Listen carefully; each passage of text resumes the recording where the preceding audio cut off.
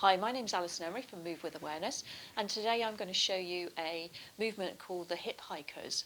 This is another movement that works on helping to release the muscles of the waist and to help with things like hip pain. So what you need to do is to roll over onto your back and place your feet about hip width apart, and your arms can just be lying down by your side. They don't really have much to do in this. And slide one leg long and then keep the other leg bent. And in fact, I'm going to swap legs so that you can see what I'm doing on this side. So we're going to be focusing on this hip at the moment.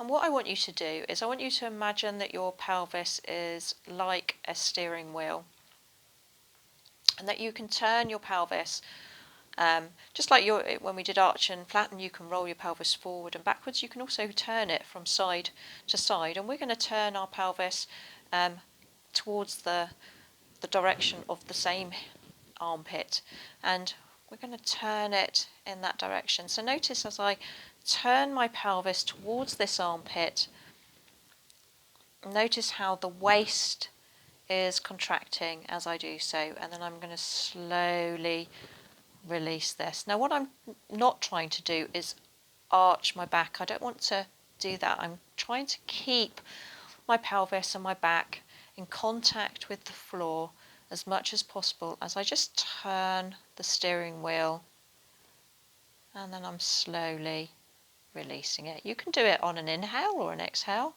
So let's try on an inhale. Inhale. Slide my pelvis up towards my armpit, and then as I exhale, slowly release. Now if you notice that you are arching your back as you do this, then what you can do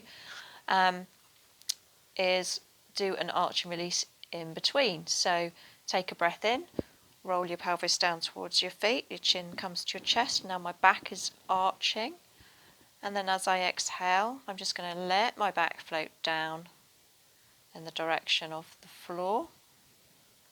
And then when it's completely released, I'm then going to do my hip hike. So I'm going to take a breath in, slide my hip up towards my armpit, and then as I exhale, just slowly slide it back. Now you might not know if your back is arching or not, so if you develop any pain in your sacrum area or your hip or anything like that while you're doing the hip hikes, then that might be an indication that you're arching your back.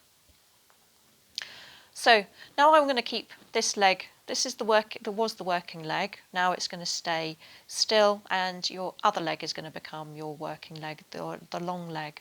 And what I want you to do is I want you to reach your leg long from your heel, as if you're trying to touch something further down the floor, and then slowly release. And notice as I reach the other leg long, how this waist still shortens. So reach that leg long, and notice how this side now is hiking up, and then slowly release.